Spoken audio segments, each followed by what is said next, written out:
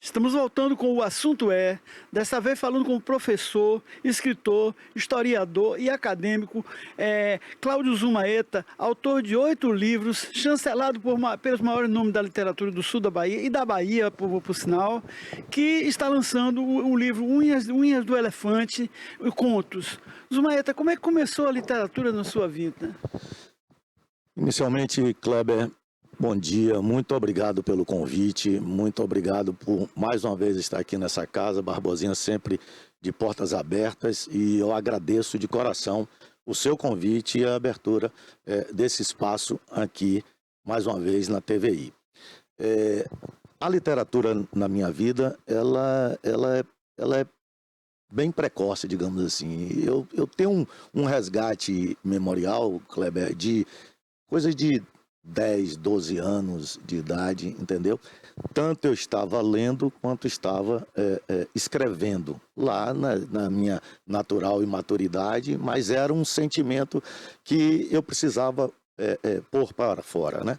Eu sempre falo dessa coisa que eu sigo aquela linha de Ferreira Goulart, que ele diz assim, a poesia existe porque a vida em si só não basta, né? E eu acho que a gente tem mais do que dizer e tem sentimentos que estão guardados que extrapolam a vida cotidiana, o ordinário do dia a dia. E eu gostei sempre dessa forma de me expressar e de escrever e de contar meus sentimentos. Eu acho que tem dado certo, porque um exemplo disso, me permita, e fica à vontade, eu às vezes disparo a falar, meu Deus, fico nervoso. Mas um exemplo disso é estar aqui no seu programa, entendeu? Que é uma honra, que é uma coisa maravilhosa e que eu não estaria aqui se não fosse a literatura, se não fosse os meus escritos e, claro, a sua generosidade e a generosidade de Barbosinha. Mas é isso, eu tenho um sentimento que não cabe em mim e acho que esse sentimento dá para extrapolar para as letras. Mas antes da literatura, você teve um trabalho publicado, inclusive, pela Editus, que foi sobre a crise do Cais da Vassoura de Bruxa, em Camaquã e na Bahia. Como você analisou esse impacto? Qual foi o vetor que lhe levou a escrever aquele trabalho? Então, eu sou historiador, minha graduação é dentro da UESC, né? E eu estava concluindo o meu curso, meu orientador e depois um parceiro das letras, né, meu professor Antônio Pereira Souza, estávamos discutindo o que seria o trabalho de conclusão do curso. E eu me interessei muito por esse aspecto. Estava mais forte a temática da vassoura de bruxa e os impactos decorrentes dela. Com a orientação do professor Antônio Pereira, eu fiz esse trabalho, realizamos esse trabalho, e foi um trabalho que me surpreendeu no final das contas, porque ficou, modéstia à parte, muito bom, mas por conta da orientação do professor Pereira, e ele, de forma inédita, Kleber, esse trabalho foi publicado pela Editus, né? O meu sobrinho Renato Zumaeta fez numa linha próxima, ele também é historiador, e esses foram os dois trabalhos, os únicos dois trabalhos que foram integralmente publicados como resultado da conclusão do curso. Agora, que conclusões vocês tiraram dessa crise que resultou nesse trabalho acadêmico? É uma temática, ainda é uma temática bastante difícil, mas eu vou salientar alguns pontos. Por exemplo, nós encontramos, e depois isso foi relatado num documentário chamado Ato Humano Deliberado, né? E você, inclusive, deu depoimento no filme. Isso, também, eu estou lá dando depoimento. Nós encontramos uma fragilidade técnica da CEPLAC, o que me espantou, né? Descobrimos o quanto foi ruim aquela concentração de autossuficiência, né? Então nós não tínhamos uma bancada política representativa. Ainda não temos. Ainda não temos. Pra você ver, né? Aquele trabalho referente aos desdobramentos da vassoura, né? Que foi há 30 e tantos Tá anos, vendo? 34 Tá vendo? anos, 35 já, porque foi do 1989 e nós já estamos indo 25. Tá né? vendo? Tá vendo? Então, uma fragilidade técnica da CEPLAC, a falta do compromisso de uma bancada política que respaldasse, né? E aquele entendimento de que eu sou autossuficiente com a minha... O individualismo, essa é a palavra, o individualismo do produtor. Sem aquela concepção geral de que nós somos parte de uma cadeia produtiva. De uma forma grosseira falando aqui, genérica, né? O produtor, ele se individualizou muito, ele cuidava muito da sua produção, dos seus interesses e não pensou naquele grupo amplo. Nunca resultou, né, Kleber? Você sabe disso, de sucesso as cooperativas daqui, talvez por conta desse aspecto individualista. Itabuna teve 6 cooperativas de crédito e a maioria delas faliu por fraudes, inclusive. É disso que a gente está apontando, né? Como é que a gente não teve a compreensão de amplitude, de respaldo mesmo, né? Não dá para... Nem todos os dias são de sol, nem todos os dias são de chuva, né? Agora, a vassoura de bruxa teve o seguinte impacto: 250 mil trabalhadores desempregados no campo e na cidade, 30 mil produtores empobrecidos e endividados, e uma crise social profunda que ainda nos arrastamos nela. Por exemplo, Itabuna, que é uma cidade que tem fama de rica, eu sempre falo isso no meu programa, até dói falar todo dia isso, mas é preciso a gente ter consciência crítica da realidade. Então, por exemplo, Itabuna tem uma renda per capita hoje de R$20 mil. Nós somos 3.198 no país em renda per capita. Na Bahia, nós somos 143 em renda per capita. Sim. E somos a 7ª cidade do estado, já fomos a 3ª. E no país nós somos a 161ª cidade do país. Hoje nós temos 39% da população vivendo de Bolsa Família, o índice que vive em Ilhéus. E aí, como sair dessa crise social? Boa pergunta, viu? Boa pergunta. E esse é um debate que nós teríamos. Kleber, isso me lembrou uma passagem. Num dos momentos, eu vou ilustrar e tentar me aproximar dessa pergunta que é realmente impressionante. Lá no início desses debates sobre... estávamos todos, assim, quase que perdidos, né? O que fazer, como fazer. Então eu me lembro que eu participei de um dessas palestras, debates, discutindo essas questões pós-vassoura de bruxa. E num dado momento ficou estabelecido, e aí você vai compreender, eu acho que faz parte da resposta agora, que era preciso uma pequena comissão, um grupo de trabalho, para elaborar um conteúdo, e isso foi feito, o grupo de trabalho, conteúdo, um documento, para que nós fôssemos até a Brasília, né, entregar esse documento de uma maneira formal, contundente e representativa. Até a formação do grupo de trabalho, a coisa estava indo bem. E aí o grupo de trabalho não pode ser muito grande, você sabe, senão vira uma comissão, e comissão, em geral, não faz coisa nenhuma. Depois, a elaboração do conteúdo, do que seria levado para Brasília, também foi legal. Aí chegou o momento de formar um grupo menor que iria para Brasília. Aí todo mundo se acendeu, entendeu? E todo mundo começou a querer fazer parte desse grupo, se sentir excluído se não tivesse parte daquilo. Volta para aquela questão do individualismo, do egocentrismo, da sensação de estar sendo representante. E isso terminou gerando uma briga. Né?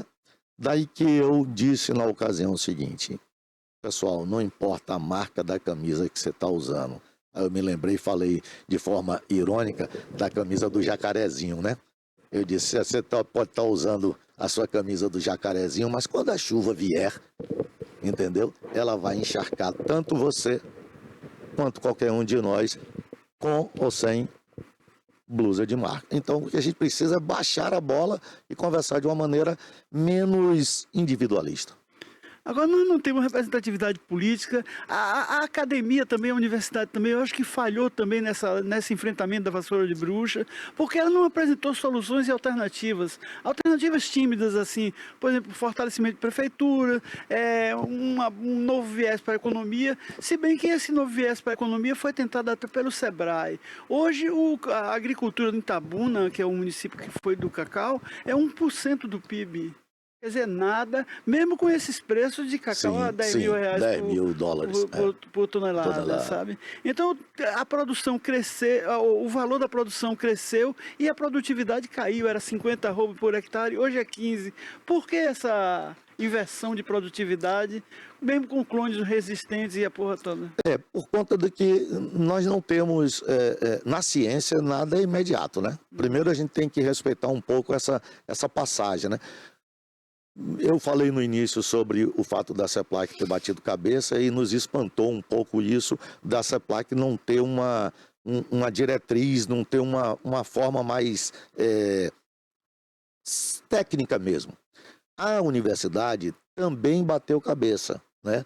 E ficou à mercê do jogo político, porque estava muito forte aquela coisa de como foi que a vassoura de bruxa chegou aqui, e ao invés de a gente focar na resolução técnica do problema, estava mais pujante, mais forte a discussão de quem ou o que trouxe a vassoura de bruxa para a nossa região.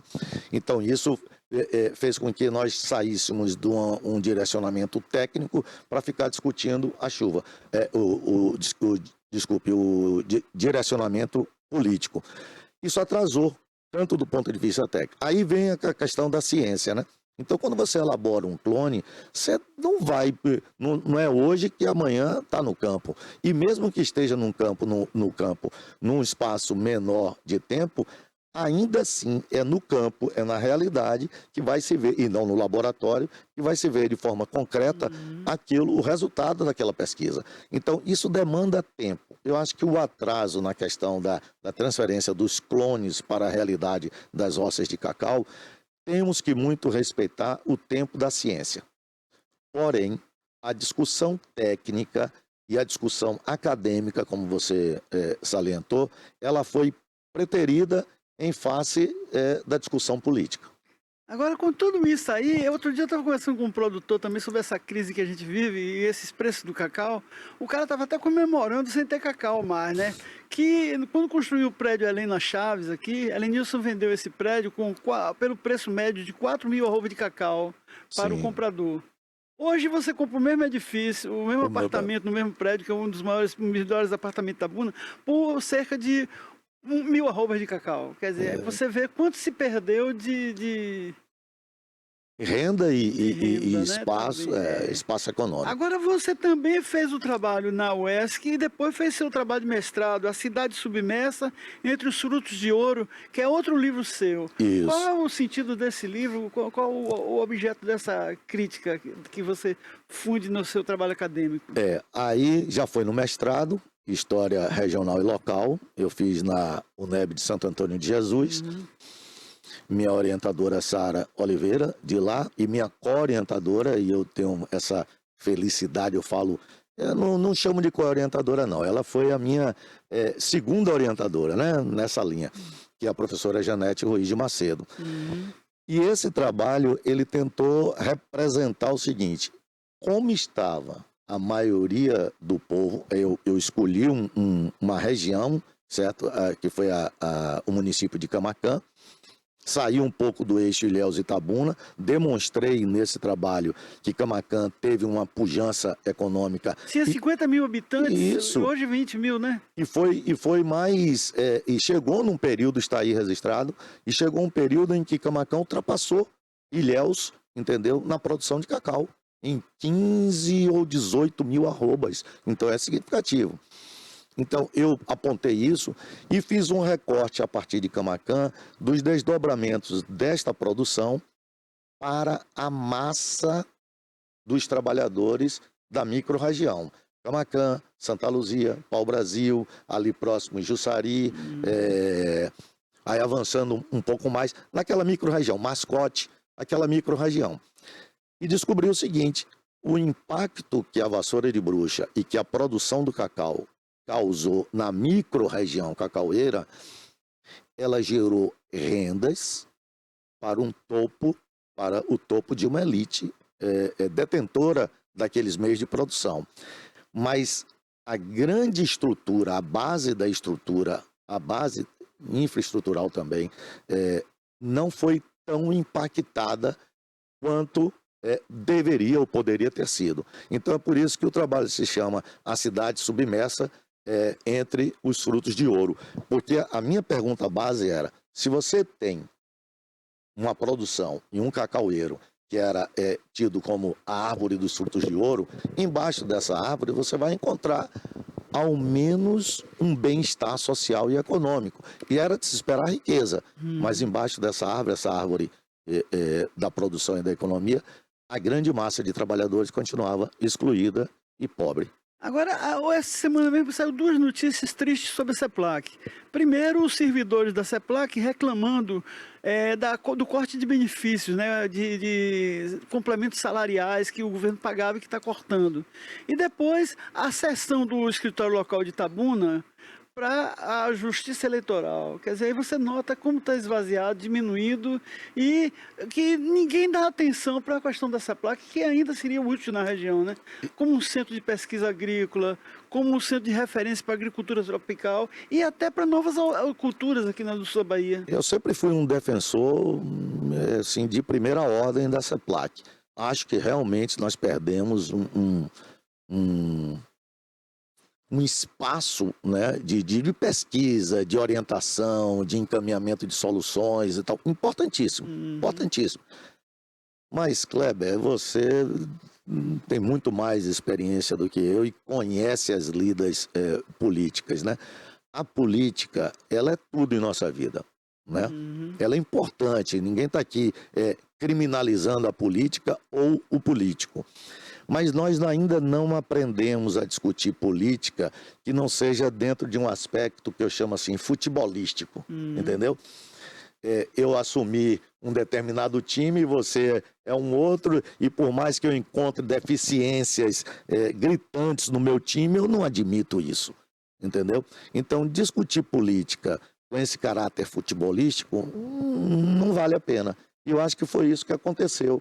Nós ficamos muito na questão apaixonada, vou voltar a usar esse termo futebolístico, né? Porque e descuidamos dos aspectos técnicos, uma cronologia, um aspecto mais focado no problema. Então nós ficamos olhando os fogos de artifício, enquanto que os desvios e o fogo estavam consumindo o nosso dia a dia. É lamentável que isso tenha acontecido. Agora, além dessa representatividade política, eu acho que tem outro problema aqui. Nós não temos investimentos em obras estruturantes, né? Então, se não vê um grande projeto para Itabuna, o prefeito anuncia uma ponte, anuncia um viaduto novo e tal. Até hoje, antes do programa da gente, estava passando isso aqui na televisão. Mas isso não é tudo. A gente precisa de investimentos na área produtiva, investimentos na área industrial, investimentos que gerem emprego, renda e voltem a tornar Itabuna um polo regional, como é de educação, de saúde, de serviços. Eu concordo, mas eu quero dizer o seguinte, a gente foca muito nessa questão assim de indústria, né? Como resolução de... Eu gosto muito de prestar atenção no pequeno e no médio produtor e empresário ou comerciante, porque ele tem a capacidade de manter a mão de obra local, ele tem a capacidade de aproveitar uma mão de obra desqualificada, ou seja, que não tem nível superior, formação, e gera uma renda, um capital de giro imediato, garantindo o sustento da nossa população.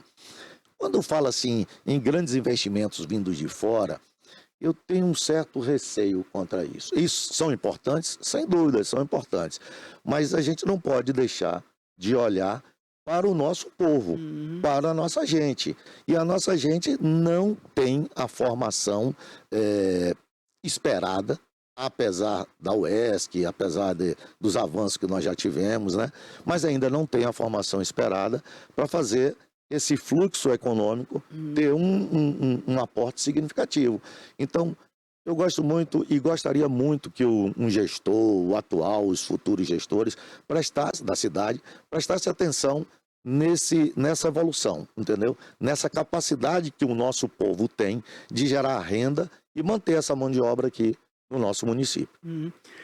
E se estimulando o empreendedorismo, as atividades menores e tudo, Isso. seria uma estratégia. Isso, o empreendedorismo, essas ditas atividades menores, né? A gente está falando assim porque nós assistimos agora que um segundo atacarejo está chegando, então é uma coisa de impacto, né? É algo que, ok, mas dentro da nossa Cinquentenário, dentro da nossa Paulino Vieira, dentro, enfim, Nos bairros, que tem dos bairros, nos bairros outros isso, também, né? nós temos que olhar para essas pessoas e para essa capacidade de produção. Então, eu imagino que um atacado como esse, e já é o segundo que virá, né, tem uma série de benefícios municipais para poder se instalar. É importante? Ninguém está aqui diminuindo a importância desse investimento. Mas talvez se esse investimento tivesse sido compartilhado para outros setores do empreendedorismo que não tem a força de um atacarejo, talvez a gente tivesse multiplicado essas ações. Mas eu entendo, e do meu ponto de vista, que politicamente é mais vistoso você apresentar uma obra como essa do atacado e uma obra como essa da ponte, do viaduto. Ela é mais vistoso, mas de forma mais contundente, mais prática, nosso povo estaria melhor assistido, eu penso assim, né, se tivesse uma redistribuição de investimento para esse pequeno e médio empreendedor. E às vezes o grande investimento ele vem para uma região, aí a região não tem luz, não tem água, não tem infraestrutura e tal, e o governo gasta naquele projeto para abastecer aquela unidade industrial de comércio e de serviço, mais do que o investidor está investindo no projeto. É isso. E esse investimento do gestor, seja municipal, estadual, o prefeito anunciou que tem parceria com o governo do estado, né? Essas obras aí. Esses investimentos, essas captações de recursos, poderiam estar destinadas, como a gente está discutindo aqui, para esse pequeno e médio empreendedor e fazer o fluxo imediato dessa renda impactar nas pessoas, na vida das pessoas que não têm esse aporte de capital ou essa estrutura que os grandes supermercados têm. Agora a gente falou do seu trabalho de acadêmico, de formação, que você apresentou na UESC e o seu trabalho de mestrado. Esses trabalhos são gerados na academia, que tem uma série de informações para a comunidade. Mas esses trabalhos não chegam à comunidade, não há um hiato também nisso? Você está tocando nos pontos mais relevantes dessa questão. Discutimos muito isso na academia, Kleber. A gente pensa muito o tripé acadêmico, né? Pesquisa, extensão e ensino, né? Ensino, pesquisa e extensão. Como é que a gente estende isso? É a barreira cultural, né? A barreira cultural é enorme. Nós não temos... Olha,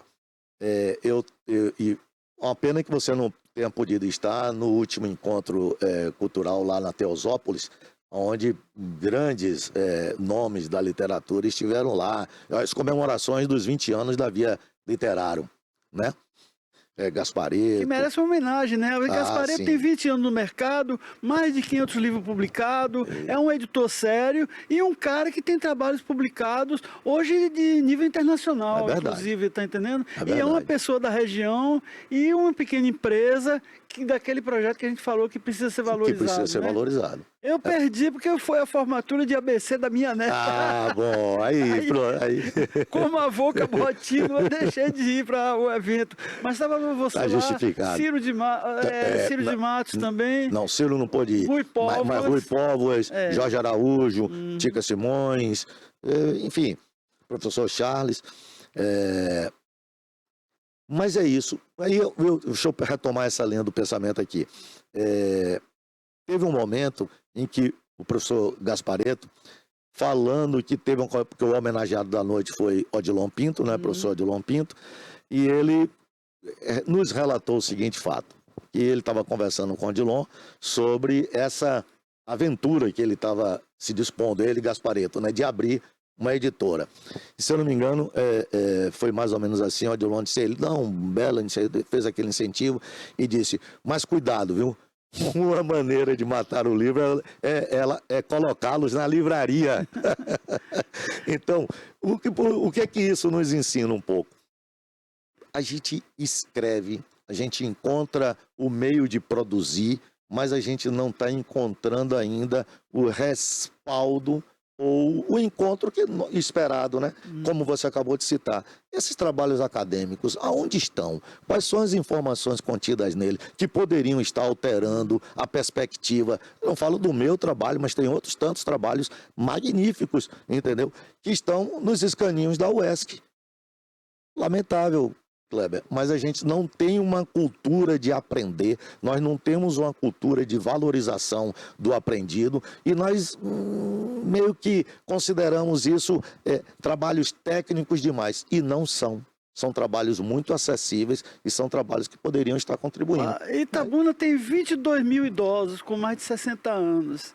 Tem uma arquiteta que se formou no ano passado na Anhanguera, aqui em Itabuna, e ela fez um trabalho sobre uma ecovila para idosos, um projeto de política social para idosos que geraria uma comunidade de idosos com centro médico, centro de praça de alimentação, esporte e tal. Nenhum candidato englobou essa ideia, tá entendendo? O único que comprou a ideia foi de Nailton Oliveira, que não foi candidato. Que não saiu candidato.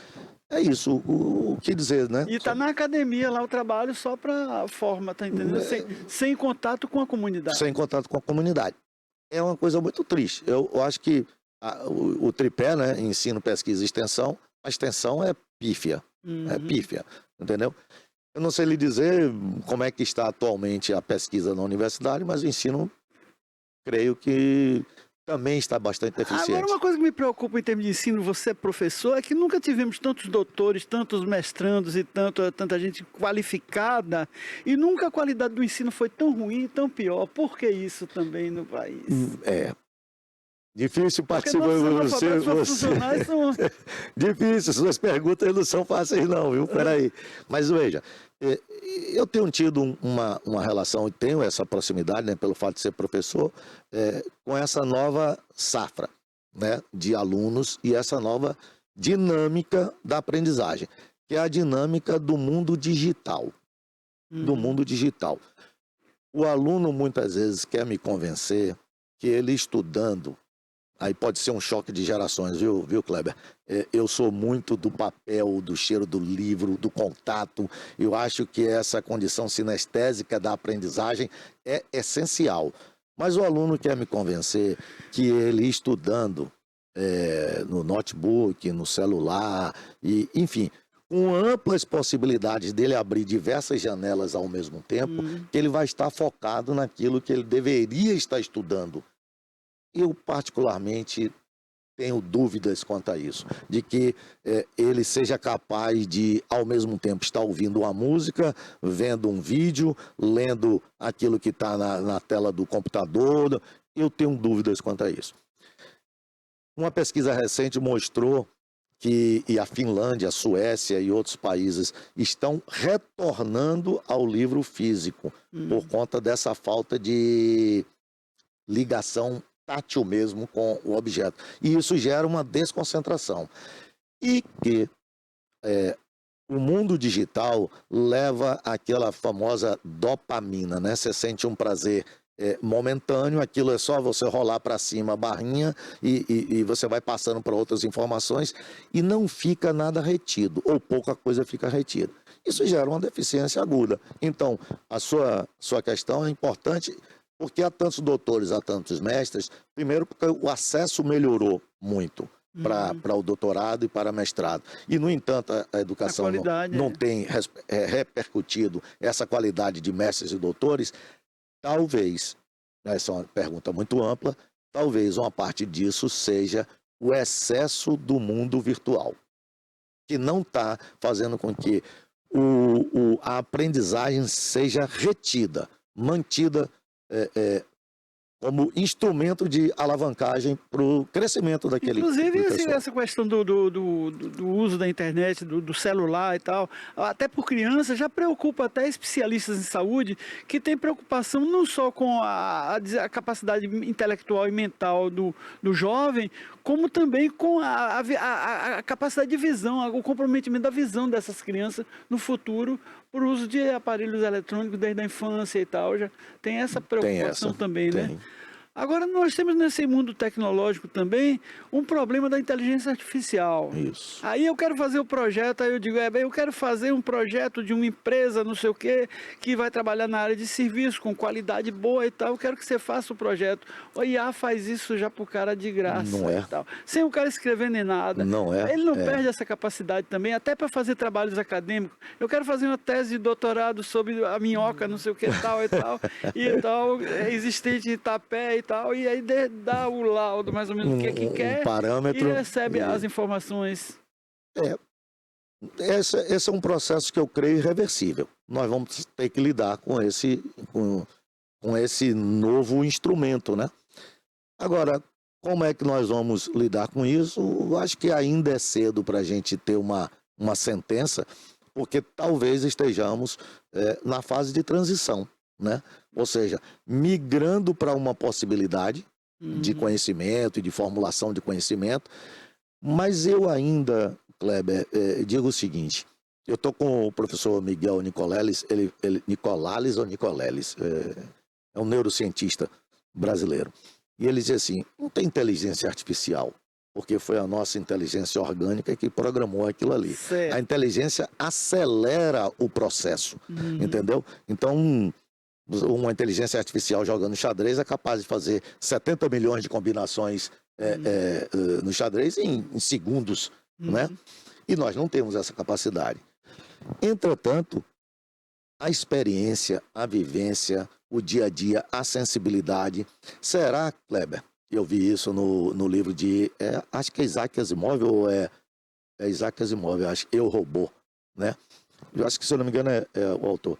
E ele propõe aquela teoria do robô dos 3 passos, né? Que o robô não pode agredir o humano. Não pode, isso. Mas tem uma passagem muito interessante lá, que tem um momento de um desenvolvimento impressionante das tecnologias, e o robô pisca para entre aspas, o dono dele, né? O tutor, como é que chama?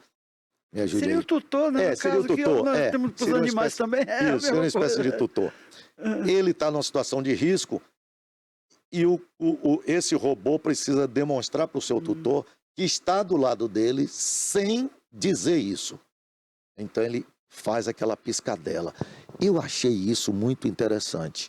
Porque, veja, uma máquina não é capaz de piscar e passar essa mensagem. Se estivéssemos aqui conversando sobre alguém, que esse alguém nós não quiséssemos que esse alguém nos ouvisse, e aí está chegando, você faz um gesto como esse, pisca o olho, eu sinto que você quer que eu mude um assunto, porque alguma coisa está chegando que não deveria ouvir.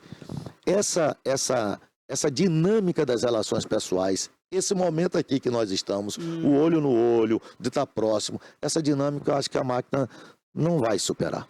Certo, o lado humano da coisa, né? Agora tem um momento, por exemplo, no filme Odisseia no Espaço, o HAL 2000, Isso. que ele começa a matar os seres humanos e começa a concorrer com o astronauta. Isso. Mas na hora que o cara começa a desligar, ele começa a manifestar sentimentos humanos. Isso, não faça isso comigo, não, tal. Aí já é Arthur Clarke, se eu não me engano, é Arthur Clarke que escreveu. É isso. Na literatura, na fantasia desses homens que foram fantásticos, né, que estavam escrevendo na década de 60 e se aproximaram muito do que nós estamos vivendo agora, né? Mas essa humanização das máquinas é uma coisa agora já nos anos sensível. 60, naquele clássico que tinha Despertar dos Mágicos, de Luiz Powell, o Luiz Powell e o outro sócio dele, eles também falam já do advento dessa inteligência artificial. Agora tem gente aí que está vendendo um livro no atacado e no varejo com 100 poemas em 1 hora para mandar para você por R$ 49,00 nas redes sociais. Isso pode ser picaretagem, pode ser verdade. Pode ser. É isso que a gente está discutindo agora aqui, né? Acho que nós vivemos um momento de transição. Você pegar um produto físico, assim ainda como é... Tá aqui? Tá aqui? Tá dando para ver aí? Como é a unha do elefante, certo? Tá enquadrado, aí não tá?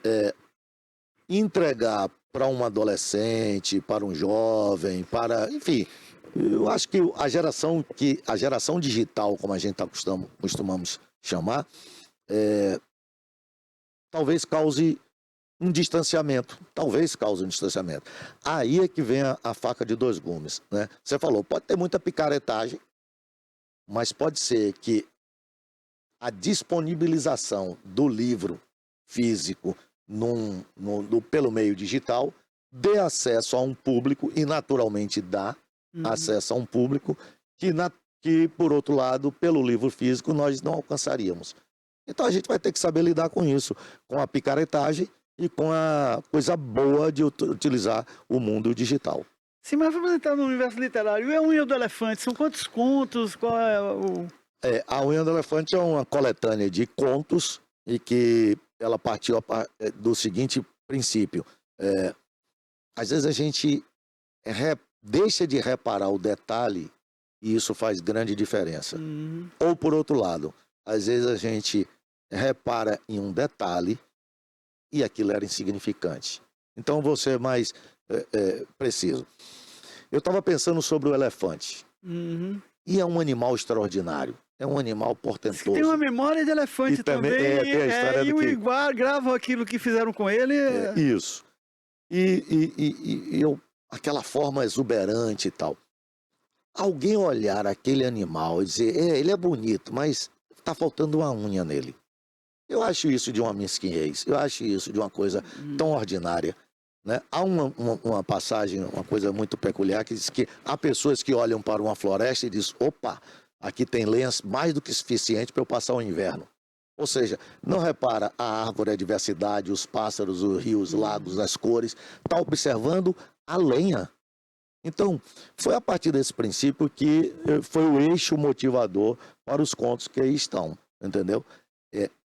Repare nas coisas que são importantes e cuidado para não estar reparando naquilo que não tem a menor importância e você está estragando sua vida. Tinha uma história antiga dos cegos que foram conhecer um elefante. Isso. Aí um pegou na perna e disse, ele é grosso. Um pegou no rabo e disse, não, é muito fino e mole. Aí o outro disse, não, é um negócio flexível porque estava pegando na orelha, né? Sim. O outro, não, é um negócio que se move parecendo uma cobra porque pegou na tromba. É isso. Tem essa lenda também. Tem essa ideia. E a ideia de apresentar essa coletânea de contos, feita, são mini contos, na verdade. Microcontos. Com essa perspectiva de atender um pouco desses jovens que estão muito acostumados com a leitura rápida, né? Não é o meu perfil, assim, de leitura, mas e não é fácil. Já é a tentativa de pegar no eleitor mais novo. E não é fácil lidar com o mini conto, porque você tem que dizer muita coisa, ou coisa de forma... No espaço resumido, muito, né? Muito contido, entendeu? Então aqui todos os contos têm 250 caracteres. É uma coisa muito contida mesmo. É isso. Hemingway fez uma experiência de microconto lá num conto interessantíssimo dele, que é um negócio no sapato de bebê, não sei o que, uma besteira lá, mas foi um conto interessante numa palavra só também, 3 palavras, uma frase única. O professor, eu tenho que, me permito, o professor Aleilton Fonseca foi quem me prefaciou. Ele é um dos mestres, realmente um gênio do mini-conto, do conto em geral. E ele conta a história dos contos e há categorias. Hoje já existe até o nanoconto, que é 2 palavras, 3 palavras, entendeu? Existe o microconto, existe o miniconto, microconto e chega até o nanoconto. Eu acho que Hemingway tentou um nanoconto sem saber, entendeu? Mas é por aí. Tinha outro também, o dinossauro, não sei o que, na sala também, que é um microconto que conta a história toda naquela numa frase, né? Eu não cheguei. Sim, mas a esse essa foi categoria. o seu último livro, o primeiro dele na área literária, qual foi? Publicado foi Pedra sobre Pedra, Pedra por Pedra, desculpe. Pedra por Pedra, e também uma coletânea de contos, mas bastante livre, né? Maiores, mais significativos. E outras ideias peregrinas, o que foi? Aí o prefácio da professora Séries Marilise, e são poemas. Eu também escrevo poesia. Aí houve um momento em que aconteceu internamente um boom literário para o conto, e aí me voltei ao conto. Mas esse é o segundo livro de poesia, que é o Ideias Peregrinas. E outras ideias peregrinas. E depois eu dei um tempo para a poesia amadurecer e voltei para o conto. Tá parecendo a história de James Joyce. James Joyce começou na poesia, passou pelos contos em dublinenses, Sim. chegou a Ulisses, né, que foi uma obra-prima, e Finnegan's Wake, que é um livro que ninguém lê, né? Porque o Ulisses, ele termina com uma frase, uma palavra, sim. E o Finnegan's Wake termina com uma palavra, a. Eu estar entre esses homens citados aqui, esses escritores, é fabuloso, mas claro que eu não chego, não sou nem a unha deles aí. Os meus experimentos literários são experimentos daquilo que eu sou, óbvio, capaz de entender e produzir de acordo com as minhas próprias experiências. Mas a literatura tem me levado a momentos, eu iniciei esse bate-papo com a gente aqui dizendo, eu não estaria aqui ao seu lado, se não fosse a literatura, né? Se não fosse a literatura, no seu programa, com você, certo? Com toda o seu carisma, com toda a sua categoria, se não fosse para a literatura. Ó, Kleber, olha que coisa impressionante. Cada um dos meus livros, eu tive a grata alegria de ser prefaciado por Jorge de Souza Araújo, Rui Povos, Tica Simões, Aleilton Fonseca, Charles Nascimento de Sá, Séries Marilise, meu Deus do céu, Antônio Pereira Souza, meu professor na orientação, e depois dividiu comigo esse trabalho aqui, ó. Licença, posso mostrar? Pode.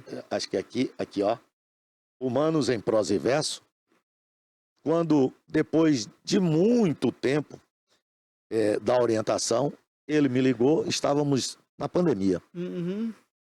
Ele me ligou e disse, Zumaeta, eu escrevi uns textos reflexivos aqui, umas ideias, uns ensaios.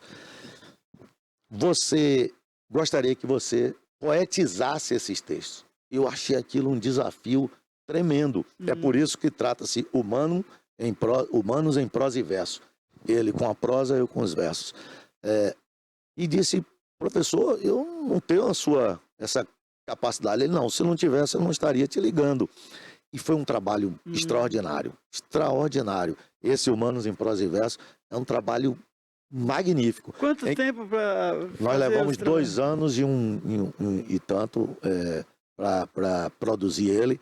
E primeiro afastados, mandando por e-mail e Isso. Dentro da pandemia e com uma condição. Foi essa condição que o professor Antônio Pereira me impôs, digamos assim, né? Me solicitou.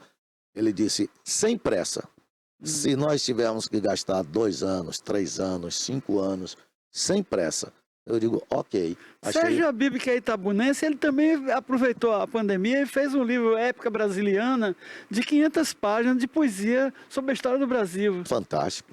Fantástico. Agora, ele foi até 1922, que é a época do modernismo, né? Sim. Eu iria mais adiante, pegava 64, pegava o cruzado, o plano cruzado, a redemocratização e tal, eu faria mais completo. E chegaria aos corruptos dos nossos dias com Lava Jato e tudo. Quem sabe, né, não seja um segundo volume, né? Quem sabe essa dica agora aqui, ó, ou ele já tenha pensado também. É um trabalho fantástico, realmente é algo para se buscar. É um trabalho que eu não teria coragem de fazer, né? Porque exige o que? Erudição, tempo, porque você vai trabalhar com dodecassílabo, não sei o que tal. Sim. Os dodecassílabos em poesia você conta só os 12 versos, o a mais, né? Que o delta mais, que é o que sobra lá. É realmente um desafio, viu? É um desafio. Agora é isso. A literatura e a poesia, o conto, eu comecei a planejar um romance. E foi esse planejamento me inspirou, olha que coisa, né? Eu estava no romance, quando de repente alguma coisa despertou para a volta ao conto através dessa passagem do elefante, né? Uma situação peculiar que eu disse, caramba, como é que a pessoa pode deixar de observar a floresta para ver a possibilidade de ter a lenha, né? Quer dizer, destruir ao invés de construir. Mas é algo realmente que exige, como você falou, tempo, concentração, desprendimento. Eu vejo o professor Rui Povas, estou lendo o mais recente dele, O Risco e o Laço, também de contos. Que é aquela história do candomblé, Isso, daqueles. isso. Parece o Zen até, aquelas são. Mas você conhece o professor Rui, né? Então, parece, a gente se torna tão familiar daquilo tudo, da maneira com que ele conta, qualquer leigo, qualquer pessoa que não tenha nenhuma familiaridade com o mundo do candomblé, não vai ter dificuldade para ler, entendeu? Vai curtir, vai Ele leva o leitor a uma conversa de pé de ouvido, como o Jorge Amado fazia e tal. Aquele estilo ameno, tudo. É isso. E ele tem esse jeitinho de Ave Maria, história, né? ele tanto tem o jeito, quanto essa familiaridade, essa coisa do cotidiano, quanto ele é muito irônico, né? Ele é muito humorístico nos contos dele. É muito bom, muito bom. Agora o candomblé também tem uma relação, que eu acho, com a cultura ocidental, no sentido de que os deuses do candomblé se parecem com os deuses da Grécia Antiga. Por exemplo, Exu seria Mercúrio, o grande Oxalá tal, seria Zeus tal e tal. Mas parecido, sabe? Sim. Você vê uma relação que a descrição de um deus é do outro, sabe? Vamos perguntar para o professor Rui, né? O que é que o professor Rui acha dessa... É interessante. E Zeus era de uma família disfuncional. Ele matou o pai, a mãe, os filhos, a porra toda, e até as mulheres que amava. E era Deus, né? Aí é que tá o... Eu vejo muita fluidez. Cadê já? A gente estava falando aqui, porque eu estou com uma preocupação. A gente termina falando desses grandes mestres professores. Vamos saber aqui. A gente termina falando desses grandes mestres professores, e eu não sei, me escapou não, eu falei do professor Aleilton aqui, não falei? Já falei, pelo amor de Deus. Bom, o não saber, eu costumo apresentar este caçula da família, esse é meu irmão caçula, Kleber, Pablo Zumaeta. O Não Saber é um livro de poemas, certo? E ele é engenheiro civil, um engenheiro civil competentíssimo e tal e coisa. Um belo dia ele me ligou, todo um pouco embaraçado, aí talvez estivesse embaraçado, e disse, rapaz, eu tenho umas coisas de uns poemas escritos aqui, o que é isso? Aí ficou assim gaguejando, eu disse, por quê? Aí ele disse, não, porque às vezes as pessoas têm uma ideia quadrada do engenheiro, né? Calculista, frio, aquele homem dos números, das exatas. Aí eu disse, rapaz, não tem uma ligação com você, tem sentimento no que você escreveu, é o que vale. E aí ele produziu O Não Saber, certo? Que foi o primeiro livro dele, ele gostou da experiência. Né? É poesia, certo? E está indo para o segundo livro de poesia dele, eu fico na orientação, e enfim... Mas é uma alegria danada, porque eu tenho uma filha que escreve, que já publicou, inclusive com o Gasparetto também, O Escapista. Ela publicou, é um romance, aos 19 anos de idade, Kleber, quando ela publicou o primeiro livro dela. Depois ela publicou outros, mas em caráter digital e em língua inglesa, que ela se sente mais familiarizada para escrever na língua inglesa. Agora, o livro físico, ele tem o problema de transporte, peso e tal. E o digital você acha nas redes mundiais, computadores e tal, facilidade e tal. E você transporta uma biblioteca no Kindle, por exemplo, aquele, entendeu? Num espaçozinho desse tamanho, entendeu? E eu tenho dificuldade. De ler de forma digital, entendeu? Tenho essa dificuldade da leitura digital. Desculpe, eu vou fazer um parêntese aqui, porque quando nós falamos do mestrado e desse trabalho aqui, há aqui o prefácio do professor Charles Nascimento de Sá, certo?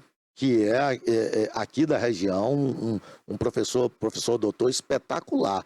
E quando nós falamos, e me honra demais, e quando nós falamos da unha do elefante, a contracapa desse livro é do professor André Figueiredo Rodrigues, professor da USP, e um camarada que me proporcionou a alegria de ser selecionado para esse trabalho publicado também, esse trabalho é publicado pela USP.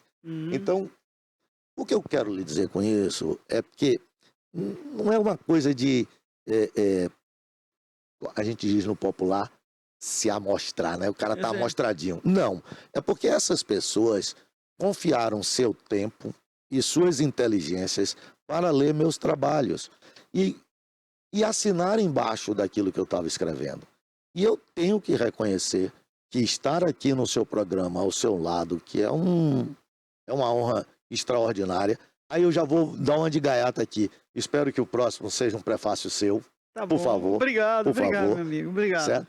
Mas estar aqui ao seu lado, no seu programa, só foi possível por causa desses grandes mestres que me apoiaram na minha escrita, que me apoiaram no desenvolvimento desses trabalhos todos, de poesia, de prosa, entendeu? Acadêmicos.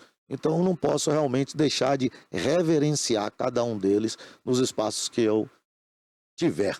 É assim que eu entendo. Nosso espaço também é limitado, o tempo é contra nós. Que mensagem você tem para dar para os novos escritores e para a nossa região em termos de retomada de desenvolvimento e crescimento econômico? São dois fatores, né? Eu vou começar pelos novos escritores. Há uma coisa importantíssima, assim, persista. Não tem porquê. Se você está sentindo aquilo, se aquilo é algo verdadeiro, não vai prejudicar ninguém, se arrisque. Vá em frente. Não desista. Persista. Para a região cacaueira, o nosso declarado e imenso amor por essa região, por tudo que o cacau proporcionou para nós. Nós estamos aqui, é o resultado da lavoura cacaueira. E como expectativa e esperança que os nossos políticos tenham maior sensibilidade de entender o povo no dia a dia, no seu local. Não é uma coisa, parece uma coisa aparentemente fácil, mas a gente está vendo aqui, você relatou isso, já temos mais de 30 anos do caso de Baçoreira de Bruxa, e os aspectos políticos continuam mais contundentes do que aqueles de resolutivos. Então eu espero para a região que a gente tenha políticos mais comprometidos com a realidade do povo e que o povo possa estar melhor educado para cobrar desses políticos esse comprometimento. Bem, estamos terminando, mas antes eu vou fazer uma recomendação. Amanhã tem o Festival Planeta Música, produzido por Cláudio Gesteira, no Centro Cultural Adonias Filho. É um espetáculo que vai ser às 20 horas. E também, como a gente falou de tecnologia e informação, um filme seria Odisseia do Espaço, de Stanley Kubrick, que aproveitou o texto de Arthur Clarke e fez uma obra-prima do cinema na área do cinema experimental. Eu não posso? Kleber, desculpe mesmo, mas a gente não pode deixar de registrar também o Cine Movimenta Centro, um trabalho espetacular que o nosso confrade Vitor Aziz é coordenador aqui do Centro de Cultura Adonias Filho, que é um projeto em parceria com o Estado da Bahia e que acontece em 5 centros culturais: Jequié, Guanambi, Conquista, Itabuna e Porto Seguro. Toda terça-feira, às 19 horas, tem filme nacional de qualidade, diversificado, e convite para a gente comparecer toda terça-feira. O projeto vai até 25 de março do ano que vem e é gratuito. Filme de qualidade e gratuito, toda terça, às 19 horas, no Cine Movimenta Centro. Eu vi até um filme dessa série, que eu acho que é a Bicicleta de Kant, que é de um cineasta baiano, interessante. Sim. Também. Muito obrigado e bom final de semana para todos.